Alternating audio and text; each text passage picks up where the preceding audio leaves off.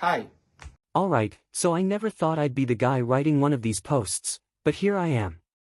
I've been lurking on this sub for years, reading about betrayals and breakups, never imagining that one day I'd have my own story to share. But life has a twisted sense of humor, and here we are. I'm Thomas, 61 years old, and until recently, I thought I had a rock-solid marriage. My wife, Katie, and I were together for 30 damn years.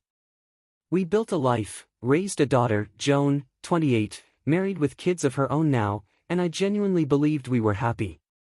But apparently, while I was busy being a good husband and father, Katie was busy keeping in touch with her high school sweetheart, Greg Hollander. Now, I knew about Greg. He was the classic first love that every teenage girl has, charming, reckless, and, in my opinion, a deadbeat who never grew up. He ran off to work some pipeline job in Alaska, while Katie and I got married and built something real. Over the years, he drifted in and out of her life, but I never thought much of it. I trusted my wife. Biggest mistake of my life. The dinner invitation. About 4 months ago, Katie came home and said, "Let's go out to dinner. Just the two of us."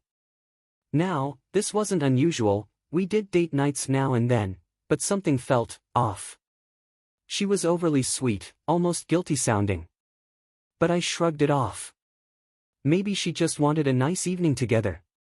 We went to this fancy little steakhouse in town, one of our favorites. I noticed she was on her phone a lot, and when I asked who she was texting, she laughed and said, "Just Joan, checking in on the grandkids." I believed her. Stupid, right? Dinner was weird. She kept steering the conversation toward old memories, especially from before we got married. She brought up Greg a few times, reminiscing about their high school years. That should have been my first red flag. Then she hit me with it. "Thomas, I think we need to talk about where we are in life." I put down my fork. "Okay, where exactly are we?" She sighed, and for a moment, she looked genuinely sad. But then she said it. "I've reconnected with Greg." Just like that. Like she was telling me she ran into an old coworker at the grocery store. My stomach dropped. "What do you mean, reconnected?" She hesitated, which told me everything.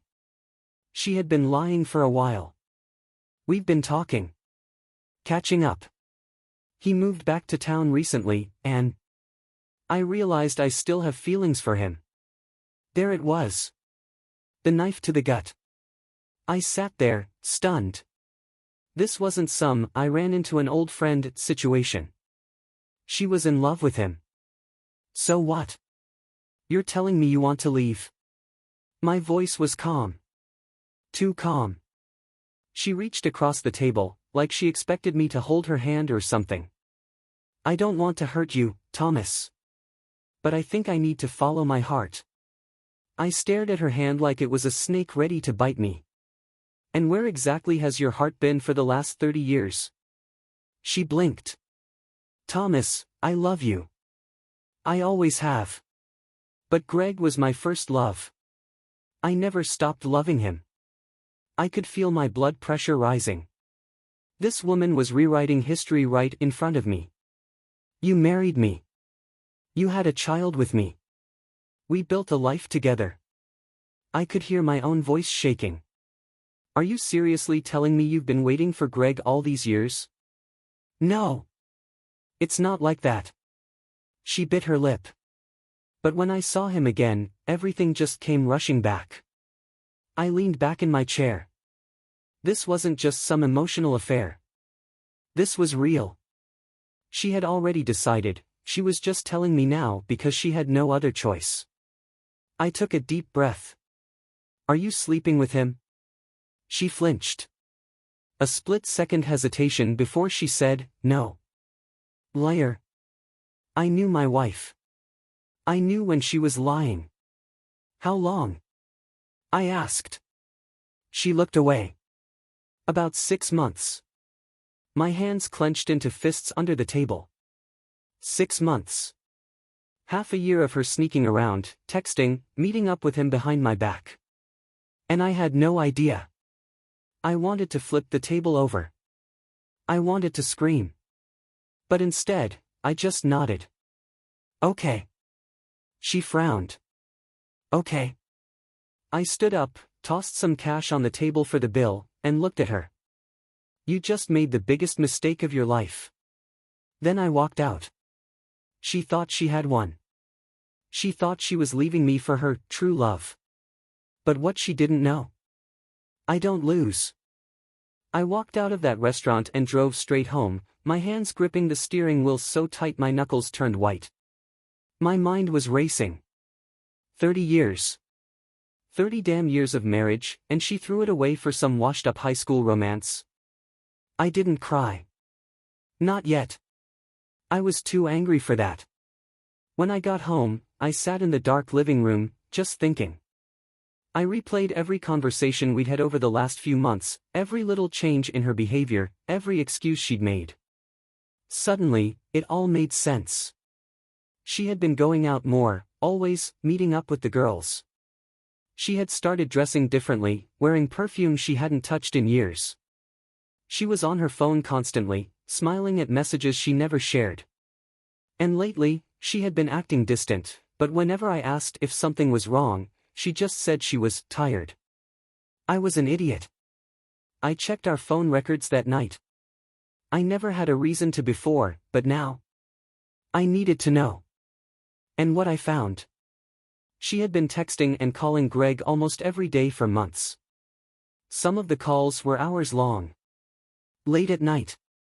While I was asleep next to her. The betrayal hit me like a truck. Confrontation. The next morning, Katie came home from wherever the hell she had been. She walked in like everything was normal, but when she saw my face, she stopped. Thomas, she started. I didn't let her finish. How long have you been sleeping with him? Her eyes widened. I told you, Don't lie to me. My voice was low, steady. I checked the phone records. She hesitated. That half-second of silence was all the answer I needed. Then she did what cheaters always do, she flipped it on me. Why are you checking my phone records, Thomas? Don't you trust me? I actually laughed. Trust you? She had the nerve to look offended. I was going to tell you. I wanted to be honest. You were honest? I shook my head. You only told me because you got caught. She sighed, rubbing her forehead like she was the victim in all this. I never wanted to hurt you. Then why did you? Silence. And that's when I knew she wasn't sorry for what she did. She was only sorry for getting caught. I stared at her, taking in the woman I had loved for 3 decades. The mother of my child. The person I had trusted more than anyone. And she had been lying to my face for 6 months. So what now, Katie? I asked. You leaving me for him? She hesitated again. Then she said something that made my blood run cold. I don't know. I let out a slow breath. You don't know. Thomas, I need time to think. Time to think. I repeated. You've been sneaking around for 6 months, and now you need time. She had the audacity to look frustrated. This is a big decision. I don't want to rush into anything. I just shook my head. She had already decided. She just wanted a safety net in case things didn't work out with Greg. She wanted to keep me as an option. Not happening. I stood up. You can have all the time you want, Katie. But not as my wife. Her face paled. What do you mean? I mean, we're done. And for the first time since this started, she actually looked shocked. Like she thought I'd just sit around, waiting for her to choose between me and her loser high school boyfriend. I turned and walked away. She called after me, but I didn't stop. She had made her choice. Now it was my turn that I didn't wait for Katie to think things over. I packed my bags and walked out. She looked stunned, like she hadn't expected me to actually leave. Thomas, can we talk? You had 6 months to talk. She panicked. She thought I'd beg. She thought she had the upper hand. She was wrong. I spent that first night in a hotel, too angry to sleep. 30 years of marriage, and she threw it away for some washed-up loser. The next day, karma kicked in. My daughter, Joan, called, furious. Did Mom cheat on you? I sighed. Yeah. Silence. Then, that's selfish, let's just say she didn't hold back. Turns out, Katie had lied to Joan too, making it seem like she had just reconnected with Greg and was confused. Then Joan dropped the bomb. She wants me to meet Greg. I actually laughed. And what did you say? I told her she could go to hell. That's my girl. Katie thought she could walk away clean, start a new life with Greg, and keep her family intact. She was dead wrong. After Joan tore into her, Katie started calling me nonstop. First, she was defensive. Why are you turning Joan against me? I didn't have to. She did that all by herself. Then she switched to guilt-tripping. 30 years, Thomas. Doesn't that mean anything to you? It meant everything to me. You threw it away. Silence. Then came the real kicker. Greg wasn't all she thought he was. Turns out, the great love of her life wasn't so great after all. Within 2 weeks, Greg had moved into her house, quit his job, and was already talking about their shared finances. She got played. And I just watched it all crumble. Katie thought she was stepping into some romantic second-chance love story. In reality, she walked straight into a nightmare. Greg moved in immediately. At first, it was all sweet words and nostalgia. But then, reality hit. He quit his job, said he wanted to enjoy life now that they were together. He started spending her money, new clothes, fancy dinners, on her dime, of course. He was always home, no ambition, no responsibilities, just living off her. And Katie? She finally realized she didn't leave a husband. She adopted a grown man. Meanwhile, I was thriving. Moved into a new place, hit the gym, reconnected with old friends, living my best life. Then, one night, I got a text from Katie. Can we talk? I just smiled. She was already regretting it. Katie's text sat on my phone for hours. Can we talk? I didn't respond. Let her sit with her choices. A day later, another message, I made a mistake. No kidding. Meanwhile, Joan told me Greg was already wearing out his welcome. He wasn't some passionate long-lost love, he was a lazy, broke freeloader who expected Katie to pay for everything. She was miserable, and I was loving every second of it. Then, one evening, she showed up at my place. Puffy eyes. Looking exhausted. Thomas, can we just talk? I leaned against the doorframe. Calm. Collected. Smiling. About what, Katie? She hesitated. I miss you. I chuckled. No, Katie. You miss stability. Her eyes filled with tears. I messed up. I nodded. Yeah, you did. Then I shut the door in her face. After I shut the door in Katie's face, I expected her to give up. She didn't. For weeks, she kept texting, trying to fix things. Meanwhile, Joan told me Greg had completely drained her.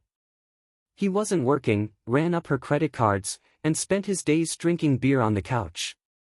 Then, the cherry on top. Joan called, laughing. Greg just asked Mom if she could help him buy a motorcycle. I nearly dropped my coffee. Katie had thrown away a loyal husband for a broke, mooching loser. And now, she was begging for a second chance. One final message came from her. I don't love him. I still love you. Can we talk? I replied with one word. No. Blocked. Let her live with the consequences. I won. Goodbye.